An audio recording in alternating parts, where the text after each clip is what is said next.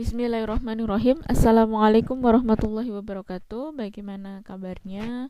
Mudah-mudahan sehat selalu. Hari ini kita akan belajar mengenai pengenalan instrumentasi 1. Nah, untuk overview kali ini adalah definisi dari instrumentasi laboratorium, kemudian ada alat-alat berbahan gelas, alat-alat berbahan logam, alat-alat bahan porselen, dan lain sebagainya. Nah, definisinya instrumentasi laboratorium itu apa? Yaitu benda yang digunakan dalam kegiatan di laboratorium yang seringnya digunakan berulang-ulang. Jadi tidak hanya sekali pakai saja, tapi dia bisa digunakan berulang-ulang kali. Nah, berdasarkan bahan pembuatannya, dikategorikan menjadi 4. Yang pertama adalah bahan gelas, bahan logam, bahan plastik, dan bahan porselen.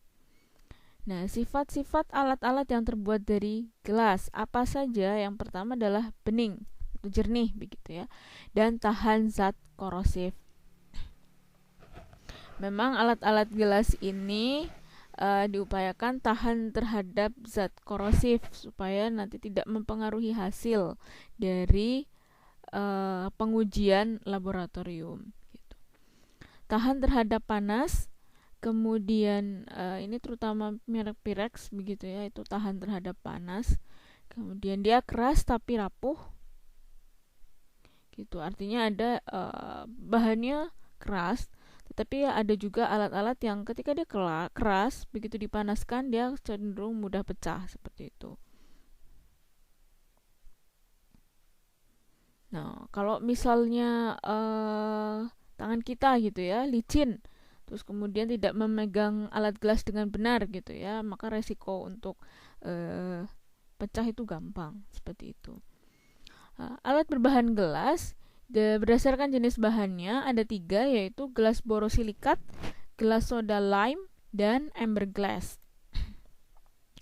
Gelas soda lime yaitu dikenal sebagai kaca silika soda kapur, jadi bahannya bahan silika. Otomatis dia warnanya bening atau jernih. Kurang tahan terhadap bahan kimia bila dibanding borosilikat. 90% dari bahan gelas yang beredar jika jenis bahan paling umum, Jadi dia ini yang paling umum, alat-alat gelas yang beredar itu berjenis bahannya adalah soda lime. Nah, dia memiliki kelebihan, yaitu tidak kusam jika dipanaskan, tidak tahan mendapat perubahan panas yang mendadak, daya tahan terhadap bahan kimia dapat ditingkatkan dengan melakukan proses dealkalisasi pada permukaan gelas melalui pemaparan SO2 atau amonium sulfat sebelum digunakan. Nah, ini prosedur pembuatan peralatan gelas soda lime. Jadi di sini ada gelasnya pipih gitu ya, pipih panjang. Dia berikan penandaan panjang tabung gelas yang diperlukan. Ini dikikir terlebih dahulu, kemudian dipotong. Setelah dikikir dipotong, dibelah jadi 2 gitu ya dengan tangan. Selanjutnya penghalusan ujung tabung gelas, tadi kan sudah dipotong, kemudian dia dihaluskan dengan nyala api. Selanjutnya pemanasan tabung gelas sebelum penarikan pipet gitu. Jadi ini dipanaskan dulu. Nah, setelah itu ditarik karena ada kan pemuaian, jadi menarik jadi lebih pipih. Ini prosedur untuk membuat pipet tetes. Nah, nanti kalau sudah penghalusan dipecah tadi, dibelah gitu ya ujung-ujungnya, kemudian dibuat bulatan ujung batang pengaduk dengan nyala api. Selanjutnya ada gelas borosilikat. Jenis kaca dengan silika dan boron trioksida sebagai konstituen pembentuk kaca utama. Biasanya berwarna biru atau hijau sedikit. Kalau tadi kan soda lime lebih bening gitu ya. Kalau ini ada warna lapisan biru atau hijau. Tahan terhadap guncangan termal lebih dari jenis kaca umum lainnya. Kemudian tahan terhadap kenaikan suhu yang mendadak. Kalau tadi soda lime tidak tahan, kalau yang borosilikat tahan. Daya tahan panasnya tinggi karena memiliki koefisien ekspansi termal yang sangat rendah. Kurang tahan terhadap senyawa alkali, tetapi dia lebih tahan terhadap senyawa asam. Jadi memang alat-alat gelas ini memiliki kelebihan dan kekurangan masing-masing. Pembuatan peralatan gelas dari bahan borosilikat. Ini ada penggepengan ujung batang gelas. Ini membuat batang pengaduk begitu ya, yang telah dipanaskan menggunakan sebuah beban. Ini mirip neraca timbangan gitu ya.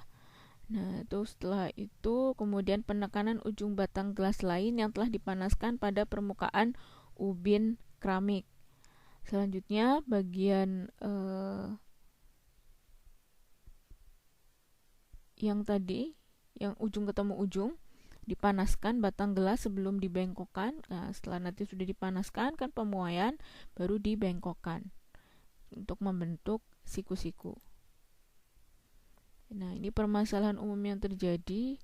Ini ada pembengkokannya mungkin terlalu dalam gitu untuk sisi yang dalam ini, atau enggak ini tidak terlalu sudut sikunya satu ini rapi, yang saya ini terlalu melebar seperti itu. Nah, perbandingan gelas borosilikat dan soda lime berdasarkan Si silikon dioksida. Ini kalau borosilikat 80,6, sedangkan soda lime 69. Boron trioxide untuk borosilikat 13%, sedangkan soda lime 1%. Sodium oxide Na2O kalau borosilikat 4, sedangkan soda lime 13. Aluminium oxide Al2O3 borosilikatnya 2,4%, sedangkan soda lemnya 4%. Jadi artinya memang komponen silikon dioksida dan boron trioksida lebih tinggi pada borosilikat, sedangkan Na2O dan Al2O3 paling banyak ditemukan pada soda lime. Amber glass. Ada penambahan bahan pewarna yang berasal dari metal. Contohnya ada warna kemerahan, itu campuran MnO2 dan CrO3. MnO2 itu berarti mangan, Mn ya, mangan, Cr kromium. Biru COO, kemudian abu-abu N2O, hijau Cr2O3. Penambahan bahan metal berpotensi untuk meninggalkan trace ion. Penggunaan amber glass bertujuan untuk melindungi senyawa kimia yang peka cahaya dari cahaya tampak, ultraviolet, dan radiasi inframerah yang dapat mengubah zat tersebut. Jadi tidak semua alat-alat gelas itu harusnya warnanya jernih atau seperti tadi borosilikat warna hijau atau kebiruan lapisannya gitu ya. Nah, ini diperlukan juga amber glass. Kalau amber glass itu botol yang memang warnanya dibuat warna gelap, karena memang tidak semua senyawa kimia itu harus di botol jernih, tetapi ada senyawa-senyawa tertentu, misalnya untuk pewarnaan begitu ya, pewarnaan darah, gimsa seperti itu, ini itu butuh botol di amber glass. Nah, beberapa perusahaan yang memproduksi botol reagen merek amber, berjenis amber glass, Wheaton, Kimball, Corning, dan Scott AG. Ini ada nama gelas, nama kaca merek dagang, Pyrex, Kimax, Duran, Boro, dan Bomex. Ini contohnya borosilikat. Nah, ini borosilikat Pyrex, ini ada Duran, ini adalah amber glass. Ini gelas soda lime mereknya Duran. Jadi memang walaupun Duran ini ada yang soda lime, ada yang amber glass gitu, ada juga yang misalnya borosilikat, soda lime, amber glass, semua pabrikan itu mesti punya bahan gelas yang berbeda-beda gitu. Karena tujuannya pun berbeda-beda pula. Contoh alat gelas apa saja, yaitu ada beaker glass. Ini fungsinya untuk menampung larutan. Kemudian cawan, dia fungsinya untuk kultivasi. Gelas ukur, mengukur larutan sehingga didapatkan volume. Ini labu, mereaksikan, labu Erlenmeyer. Kemudian tabung reaksi, mereaksikan. Funnel, corong, begitu ya. Object glass dan cover glass. Ini object glass, sedangkan ini cover glass. Ada juga yang menyebutkan deck glass. Labu Hedal, mereaksikan. Drygalski, meratakan suspensi, terutama kalau kita mau melakukan penelitian atau pemeriksaan mikrobiologi.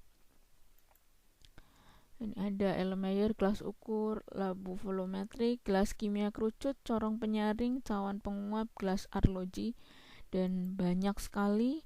Ada precipitat atau tabung Han, sabung sentrifuge kerucut, itu cawan Petri, rak tabung reaksi, desikator, kotak reagen pewarnaan atau staining jar. Ini digunakan untuk tempat menampung slide pewarnaan. Ada botol tetes, botol semprot, termometer. Banyak sekali. Selanjutnya, kalau sebelumnya ada alat berbahan gelas, sekarang ada alat berbahan logam, terbuat dari bahan besi atau kuningan. Bahan besi yang biasa digunakan adalah besi cor, kemudian agar tidak mudah berkarat dilapisi dengan nikel atau krom. Bahan logam memiliki sifat berupa campuran atau alloy. Logam keras, logam lentur, dan logam tahan korosi. Contoh alat logam: pembakar bunsen, pemanas maker, kasa asbes, penyangga kaki 3, skalpel, pinset.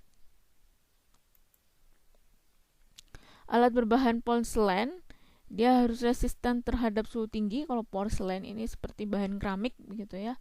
Bagian permukaan alat porselen diglatsir atau diumpam, tidak mudah tembus cahaya. Contoh yang biasa kita gunakan adalah mortar and pestle. Nah, selanjutnya ada alat bahan plastik. Bahan ini memiliki sifat yang beragam tergantung dari bahan sifat penyusunnya. Sifatnya keras atau lentur, tembus sinar atau translusen, tembus pandang, transparan, tidak tembus sinar atau opak. Contoh alat plastik apa saja? Ada filler, alat suntik, rak tabung, ada mikropipet, multi-channel pipet. Pemeliharaan dan penyimpanan alat. Nah, apa saja? Alat-alat gelas dibersihkan dengan sabun deterjen dengan menggunakan sikat yang sesuai. Ini ada berbeda-beda. Ini kalau alat untuk rak tabung ya, tabung reaksi, ini menggunakan yang ini. Alat plastik, ini tabung reaksi ya, gitu. Alat plastik bersihkan gunakan spons agar tidak tergores, gitu. Jangan gunakan yang untuk pembersih yang ada kawat-kawatnya ya. Spons kawat itu biasanya untuk kalau kita bersihkan, kalau alat rumah tangga itu ada panci seperti itu, bukan ya. Jangan, kalau alat plastik itu supaya tidak tergores gunakan spons yang warna kuning seperti itu. Alat plastik dibersihkan gunakan spons. Sama. Alat gelas yang telah bersih terlihat jika seluruh alat menjadi basah. Bila belum bersih, tampak kumpalan air, titik-titik air pada permukaan alat. Minyak atau kerak dapat dihilangkan dengan cara merendam selama 1 malam dalam asam sulfat 1 bagian dan 9 bagiannya adalah kalium dikromat. Setelah itu cuci dengan air mengalir.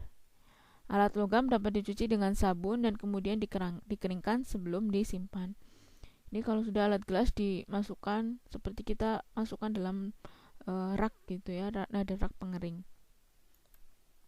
Penyimpanan alat gelas dipisahkan dengan alat-alat logam. Ya, supaya kalau alat logam itu kita mengurangi adanya jejak ion begitu. Atau malah zat korosifnya mempengaruhi dari alat gelas. Alat gelas seperti rak tabung, pipet, dan pipa buret dapat ditempatkan pada rak khusus, kemudian termometer dibersihkan dengan air, kemudian dikeringkan dan biarkan pada suhu ruangan, baru masukkan pada tempatnya untuk disimpan. Alat logam, misalnya statif gitu ya. Batang statif tidak perlu dilepas dari dasar statif dan diletakkan di atas meja. Alat logam yang sejenis disimpan pada tempat yang sama dan usahakan agar tetap dalam keadaan kering. Baik, terima kasih atas penjelasannya gitu ya, atas hari ini perkuliahan untuk pengenalan instrumentasi. Sekian dari saya. Terima kasih kerjasamanya. Bila taufik walhidayah. Wassalamualaikum warahmatullahi wabarakatuh.